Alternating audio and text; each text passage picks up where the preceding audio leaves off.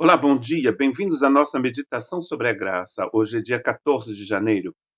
E nossa meditação é baseada em Efésios, capítulo 3, versos 16 e 17. Para que, segundo as riquezas da sua glória, vos conceda que sejais corroborados com poder pelo Espírito no homem interior, para que Cristo habite pela fé no vosso coração. Para que Cristo habite pela fé no vosso coração. A gente viu ontem, então, que Paulo está orando aqui para que os irmãos da igreja de Éfeso e nós todos aqui pudéssemos sermos fortalecidos no nosso homem interior pelo Espírito Santo. A segunda coisa que ele vai pedir aqui é conhecimento da habitação de Deus no coração deles, e depois ele vai falar sobre o amor e sobre a plenitude de Deus. 4 coisas extremamente importantes que nós precisamos saber. Essa é a segunda grande oração de Paulo aqui nessa carta maravilhosa. A primeira ele fez no primeiro capítulo, quando ele falou das riquezas insondáveis de Cristo Jesus, que nós recebemos em Cristo Jesus antes da fundação do mundo. No final, ele então vai orar. Aqui ele está orando depois de ter falado da manifestação, da revelação do mistério de Deus em Cristo Jesus. O mistério de Cristo, aqui então sendo a nova sociedade que Deus criou, a nova humanidade, essa nova criação, o novo templo de Deus. Então, Paulo cai de joelhos orando a Deus, pedindo que o que é realidade nos lugares celestiais seja realidade nos nossos corações, nos corações do discípulo. Ele então está utilizando o verbo habitar. No Novo Testamento, existem duas possibilidades de habitação. Uma habitação temporária, é o que ele vai utilizar falando dos estrangeiros, e uma habitação permanente. Aqui, o texto é uma habitação permanente.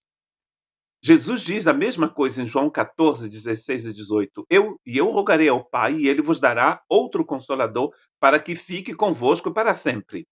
O Espírito da verdade, que o mundo não pode receber, porque não o vê nem o conhece. Mas vós o conheceis, porque habita convosco e estará em vós para sempre. De novo, aqui o verbo é o verbo utilizado em Efésios, que fala de uma habitação permanente.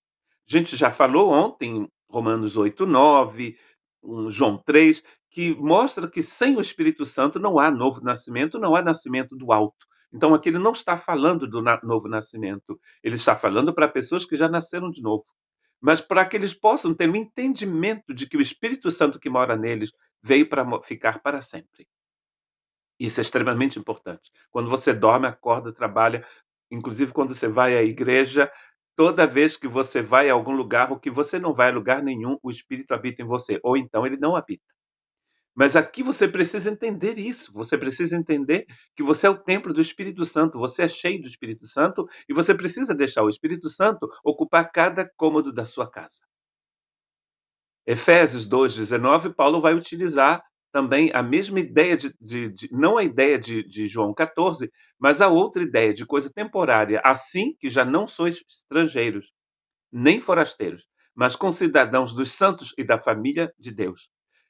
Nós não somos estrangeiros nem forasteiros, ou seja, nós pertencemos à casa. O Espírito Santo habita em nós. Você precisa entender isso. Talvez você já entendeu, então passe isso para outra pessoa. Você precisa entender que você é habitação permanente do Espírito Santo. Você não tem como perder o Espírito Santo. E você precisa deixar o Espírito Santo ocupar cada quarto, cada parte da casa onde ele mora. Colossenses 2,9, porque nele habita corporalmente toda a plenitude da divindade. Ele vai utilizar o mesmo verbo habitar que ele utilizou em Efésios capítulo 3 para nós, aqui ele vai utilizar para Cristo. O Cristo é habitado permanentemente pela divindade. A plenitude da divindade habita em Cristo permanentemente. Ou seja, Cristo é eternamente Deus, Filho de Deus, divino em sua natureza. É isso que ele está dizendo aqui.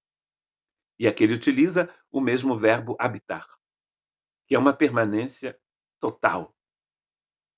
Você tem o Espírito Santo de Deus em você, e você não tem como perder. Que você tenha o dom isso, o dom aquilo, não importa. Não é disso que a Bíblia está falando aqui. Não é o que você já ouviu, inclusive, na sua igreja. É o que a Bíblia está dizendo. Você tem a permanência do Espírito Santo em você. Senão você não pertence a Cristo. Romanos 8, 9.